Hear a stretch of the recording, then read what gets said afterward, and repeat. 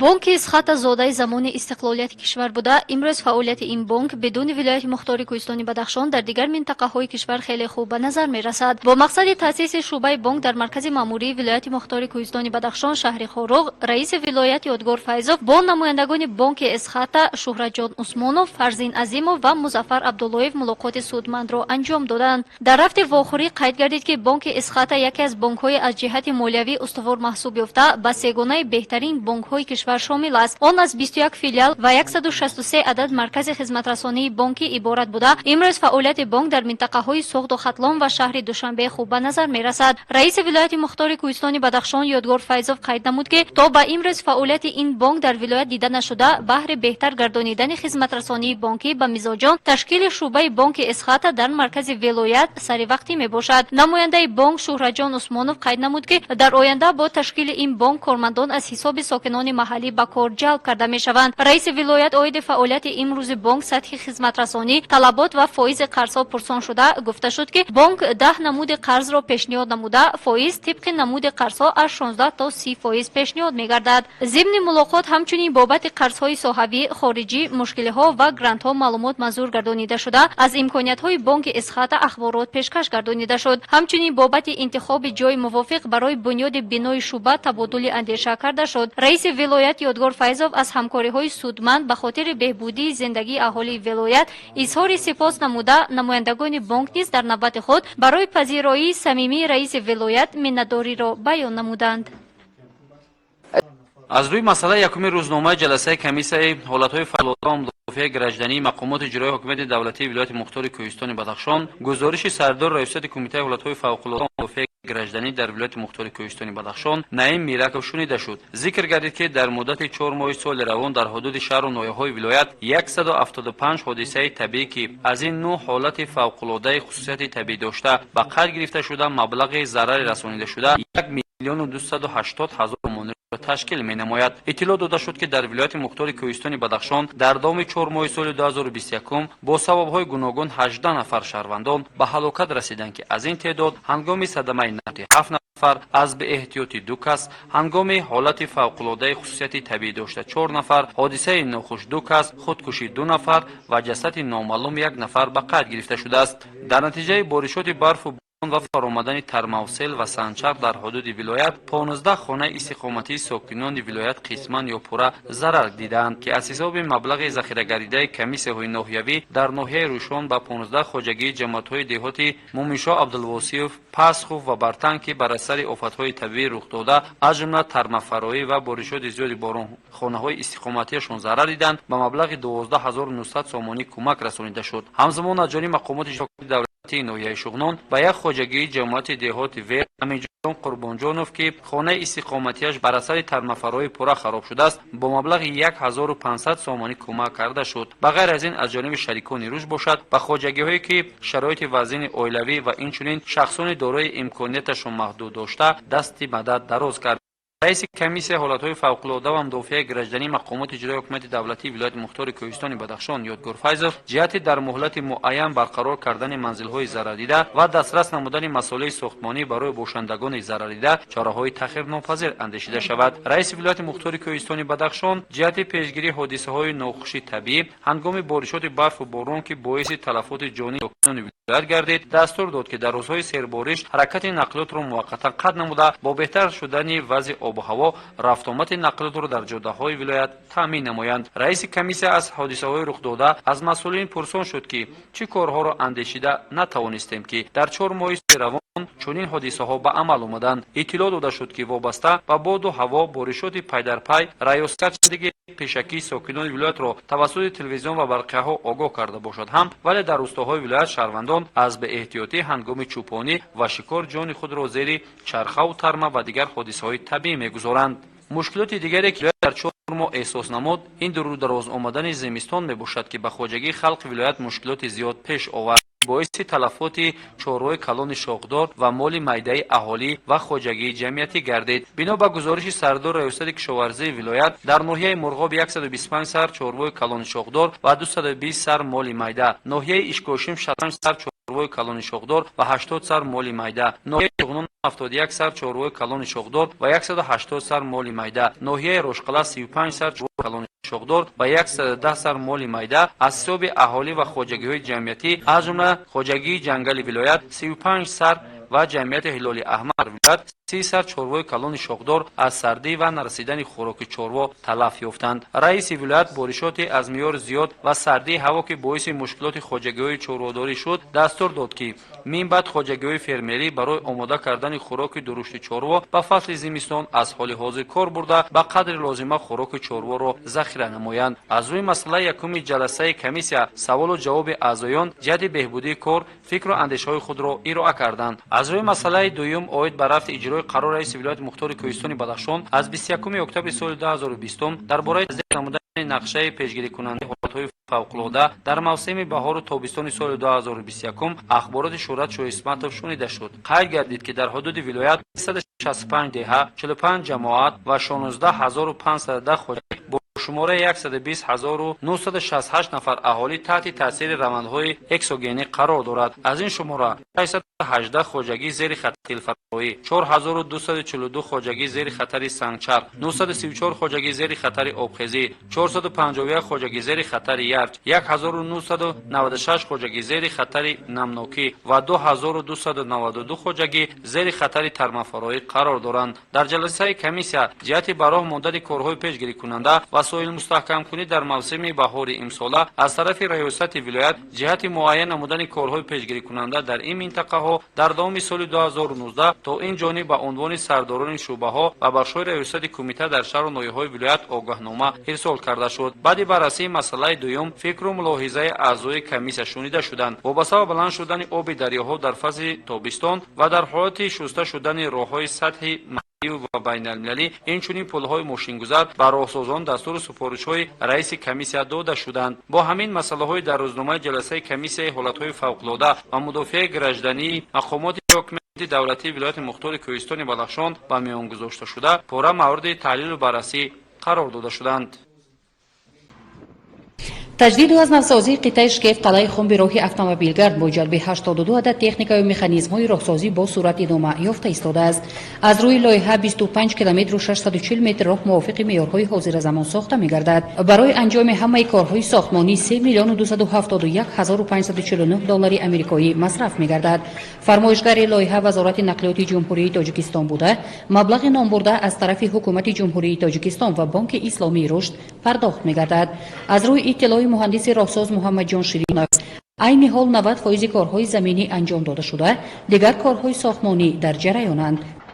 در دایره لایحه کارهای زمینی 1,200,000 متر مکعب می باشند و ساختمان عین حال با درجه بلند با سطح بلند کاری رفته ایستاده است.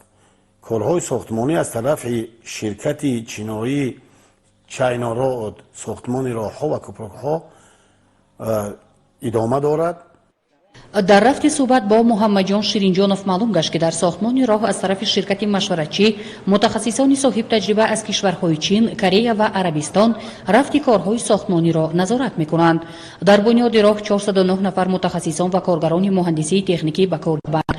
374 نفری از آنها از حساب ساکنان محلی میباشند. به این وسیله به حد امکان در ناحیه درواز سطح بیکاری کاسته میگردد. علاوه در رفت کارهای ساختمانی کارگران مهارت خود را صیقل میدهند.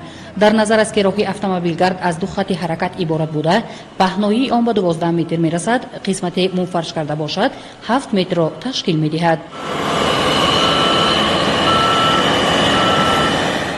با مقصدی از تراوش آب‌های موسمی امین نگاه داشتن آن در هر دو طرف جویبارهای آبپرتا ساخته می‌گردند. علاقه قسمت زیادی کارهای ساختمانی انجام داده شدند.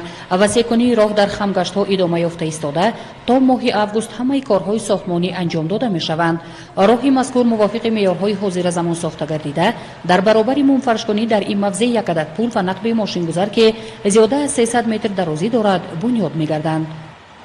دشت یزگلوم یک مکان سوخته و از نظرها دور برای ساکنان جماعت دهات یزگلوم ناحیه ونج ولایت مختار کوهستان بدخشان دانسته میشد، زیرا این موضع که بیش از 60 هکتار زمین را در بر میگیرد بنابر سبب نبودن آب کشاورزی و نوشاکی سالهای سال همچون دشت بیکار خوابیده از نظرها دور به چشم میرسید. در دوره پیش این یک دشتی که سوخته یگان چیز نمیروید اینجا به آن حاضر در می دوره استقلالیت هم تروبه کشیدن آب آوردن از همون قشلاق همون دهه یزگلون به همین دشت زمینا را آباد کردیم. از برکت صاحب استقلالی این مکان نیز زیر توجه دولت حکومت جمهوری تاجیکستان قرار گرفته با دستگیری شریکان رشد به دشت تشنه‌لب آب کشاورزی آشامیدنی کشانیده شده. عین حال 30 خواجگی دهه‌های دوردست وادی به منزل استقامتی در این دشت تامین شدند. سال به سال شماره ساکنان وادی یزگلون به این مکان زیاد شده. با دستگیری رهبریت ولایت مختار کوهستان بدخشان یادگار فیضوف بنیاد مؤسسه زمانوی برای 96 جای نشست ساختمانش از بنیاد شروع گردید. در حدود جماعت دهات یزگلام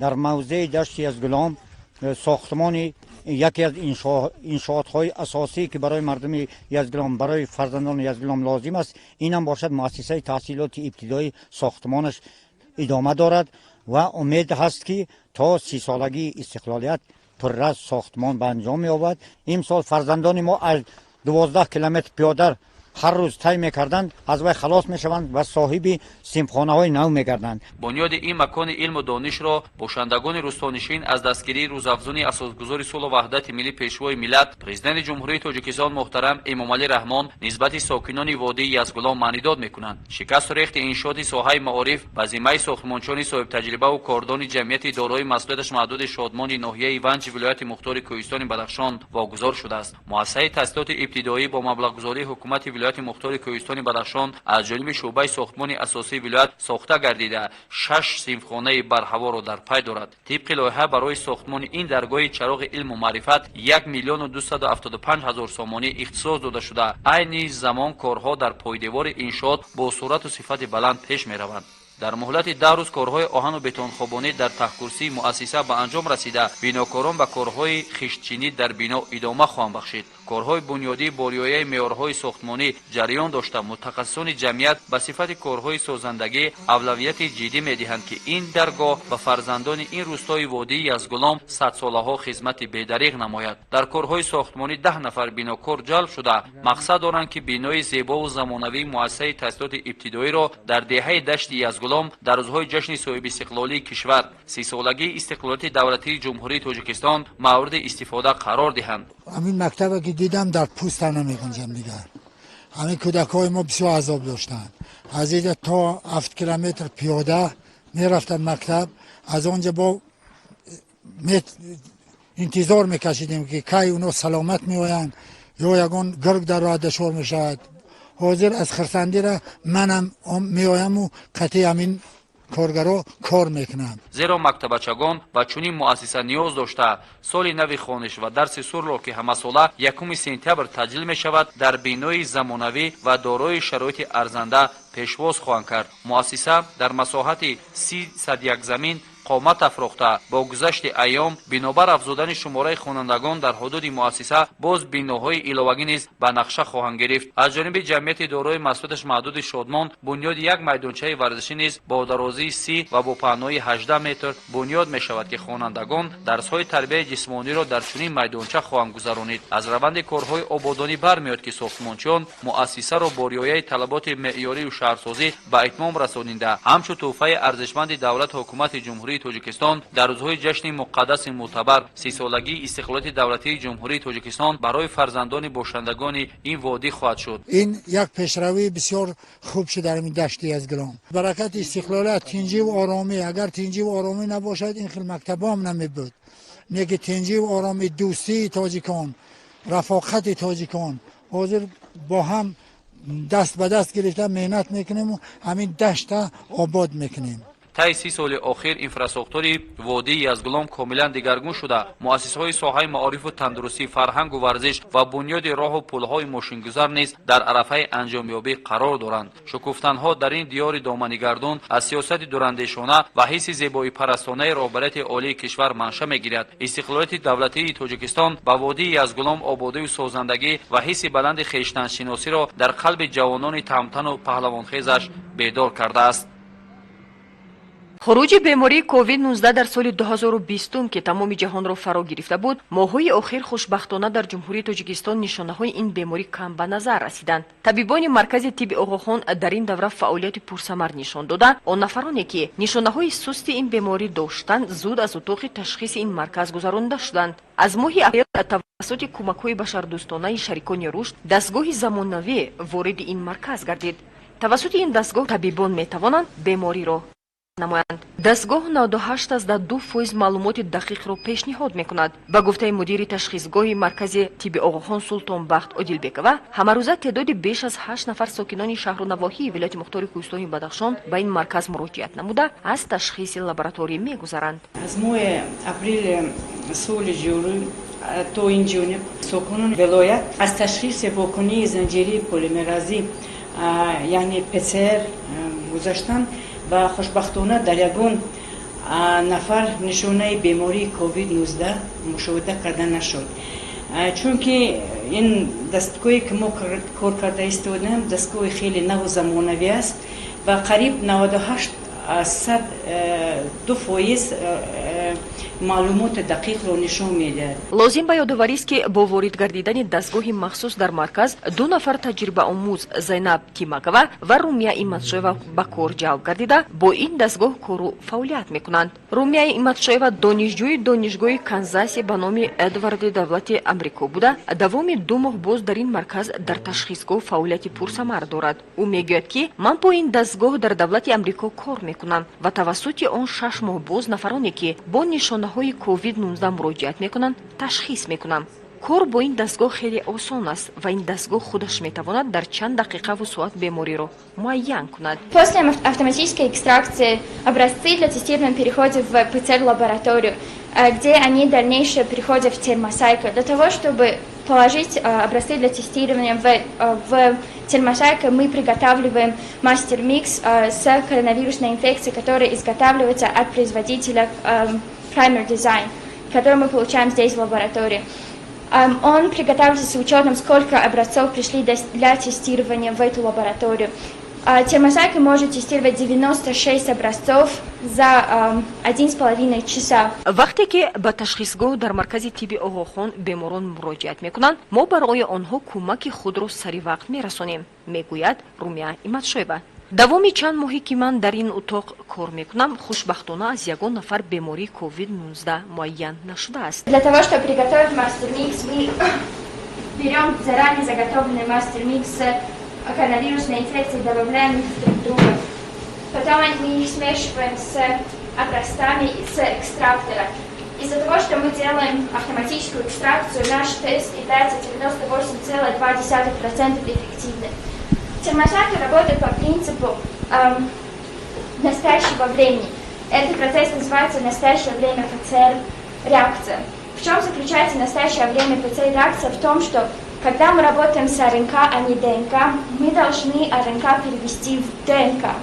Для этого мы используем термосайку. Термосайка — это то же самое, что и копий-машина, но когда копий-машина делает много копий бумаг, термосайка делает множество копий ДНК, которые мы называем здесь в лаборатории комплементным ДНК. Когда сэмплы переведены в дощечку или в тюбы для ПЦР-реакции, мы их переводим в ПЦР-аппарат.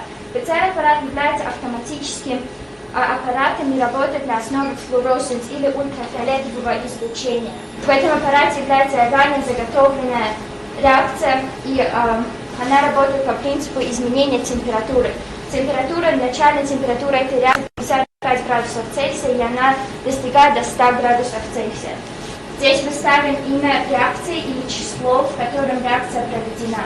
Результаты с этой лаборатории будут готовы через 3 часа. قید کردن با مورد است که در تشخیصگاه مرکز طب آقاخان برای نگهداشت جواب تشخیص بیماران تمام دستگاه‌ها فراهم آورده شده است و اتاقی که برای این فعالیت جدا شده است خیلی خلای و از تمام تجهیزات موثر مجهز است. ساکنان شهر و نواحی ولایت مختار کوهستان بدخشان پیوسته به این مرکز مراجعت نموده از خدمت رسانی‌های بلندصفت طبیبان قناعتمند هستند. در مؤسسه دولتی مکتب پرزیدنتی در شهر خاروخ و آخرین ملاقات نمایندگان دستگاه اجرای پرزیدنت جمهوری تاجیکستان سعید غایب نظرزاده، دیرکتور پژوهشگاه اداره‌کنی دولتی و خدمت دولتی اکادمی اداره‌کنی دولتی نزد پرزیدنت جمهوری تاجیکستان نامزد علم‌های اقتصادی و اینچنین اوبکزاده شمس‌الدین اعضای شورای حرکت وحدت ملی و احیای تاجیکستان کارمند شایسته جمهوری تاجیکستان نظیره امیربکزاده معاون رئیس ولایت مختار کوهستان بدخشان الچه مرودبکزاده معاون رئیس شهر خاروخ با فعالان جماعت شهرک اسماعیل سامون دایر گردید. در اون مهمانان بابت سهمگذاری ساکنان مرکز ولایت در کارهای سازندگی و آبادانی، وطندوستی، وحدت آرایی و در مجمع سزاوار پیشواز گرفتن جشن 30مین سالگرد استقلالیت دولتی جمهوری تاجیکستان ابراز سخن بیان نمودند. گفته شد که 30 سال استقلالیت وطن این 3 مرحله رشد و نموی کشور بوده.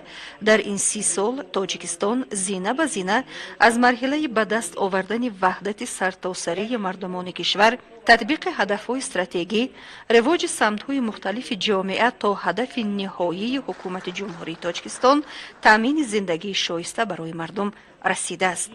امسال تنتنه 30 ساله جشن ارجمند و مبارک استقلالیت دولتی جمهوری تاجیکستان بازگو از آن است که ملت تاجیک راه و پیکار به خود خاصی را در این دوره بسیار هم مشکل مبارزه ابرقدرت‌ها انتخاب نموده است که این راه سازندگی، وحدت آرایی، سیاست درهای باز، رواج اجتماعیات و اقتصادیات مملکت می باشد. محور همگونه استراتژی‌ها و برنامه‌های رشد در مملکت این پیش از همه انسان است. انسان کامل، شهروند دولت که سزاوار زندگی شایسته باشد.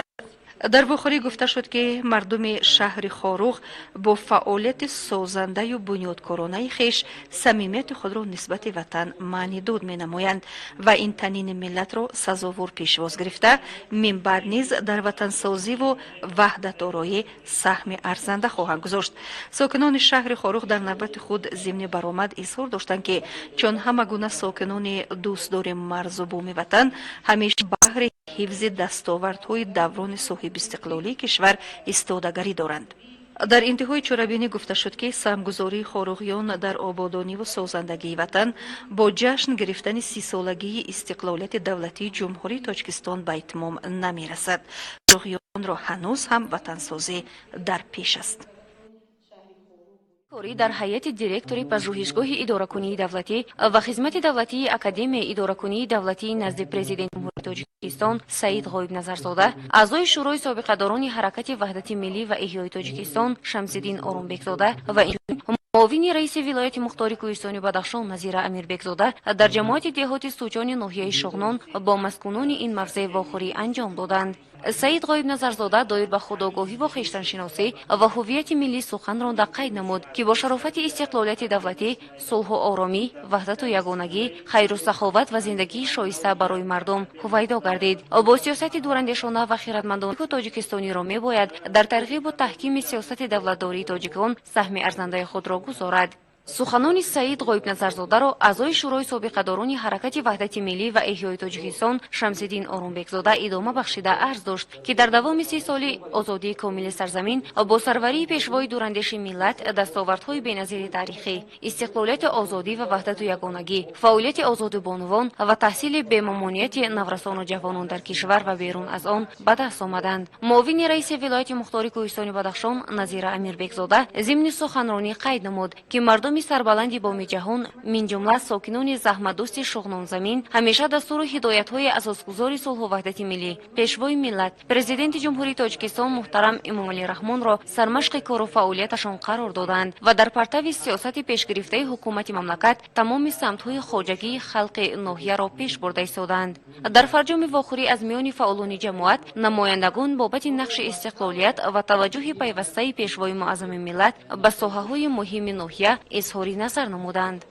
واخوری رئیس ناحیه رشتخلا لایق نظرشوزاده ذکر داشت که حرکت جمعیتی وحدت ملی و احیای تاجیکستان در دوره بس و مشکل سالهای 90 از جانب اساسگذار صلح و وحدت ملی پیشوای ملت پرزیدنت جمهوری تاجیکستان محترم امامعلی رحمان تشکیل گردیده بهر نگاه داشتن صلح و ثبات در تاجیکستان شورای حرکت جمعیتی وحدت ملی و احیای تاجیکستان را سازمان دادند. به شورا عالمان و شاعران، نویسندگان و شخصان سیاستمدار فرا گرفته شده امروز زیاده از 3 میلیون اعضای این حرکت جمعیتی فعال می باشند. عبدالنظرزاده عبدالنظر کاتب شورای حرکت جمعیتی وحدت ملی و احیای تاجیکستان در ولایت قید نمود که صلح و وحدت ملی چون عامل سرنوشت ساز پایدیوار هسته ملت به حساب رفته محض به شرافت وحدت ملی در دوام 30 سال استقلالیت دولتی جمهوری تاجیکستان دستاوردهای بهترین به دست آورده شدند. این معنای آن دارد که حرکت وظیفه خود را اجرا کرده است. در رفت واخوری همچنین عاید بعضی مشکل‌ها که امروز از جانب گروه‌های ضد سیاست دولتی که در شبکه‌های اجتماعی بعضا نشر می‌شوند ذکر شد که ساکنان باید زیرکی سیاسی را از دست نداده فریفته بدخواهان ملت نگردند. در جریان واخوری رئیس شورای حرکت جمعیتی وحدت ملی و احیای تاجیکستان در ناحیه رشتخلا لایق نظرشوزاده انتخاب شده همچنین معاون رئیس شورای حرکت جمعیتی وحدت ملی و احیای تاجیکستان سابق دار شورا کاتب آن و اعضایان حرکت مذکور تصدیق شدند. جانب قاضی‌بک اعضای فعال شورا قید نمود که امروز تحت راهبری شاعره محبوب تاجیکستان رودابه مکرم شورا فعالیت نظررس در تمام مناطق کشور را به راه مانده است. رئیس شورای حرکت جمعیتی وحدت ملی و احیای تاجیکستان در ناحیه رشتخلا نقشه چاره‌بینی فعالیت من بعده کار شورا را تصدیق نموده بابت گذرانیدن کنفرانس ها به افتخار صحنه‌های تاریخی و جشن‌های ملی سخن نمود. سفر کاری دکتر علم‌های اقتصادی پروفسور غنیف تورلی بابویویچ در تالار ریاست وزارت کارهای داخلی در ولایت مختار کوهستان بدخشان با هیئت شخصی ریاست و جزء تام‌های آن واخوری سودمند برگزار نمود. واخوری را سردار ریاست وزارت کارهای داخلی در ولایت مختار کوهستان بدخشان پالکوونیک میلیتسیا میرزا مرادزاده رستم تقای مراد حسنی آغاز بخشید. در جریان واخوری با هیئت شخصی عاید به موضوع فنی منیجمنت و رشد نیروی انسانی ابراز عقیده کرده شده ذکر گردید که منیجمنت رشد نیروی انسانی خاص زینه عالی رفتار انسانی را طلب می‌نماید که اساسش را نشانه‌گیری به فرهنگ رشد نیروی کسبی انسانی آدمان و کارخانه و تشکیلات و دولت، تربیه و تشکل رشد کسبی جامعه، نگهداری علاقمندی علمی، رشد نیروی انسانی و افزایش اهالی تشکیل می‌دهد.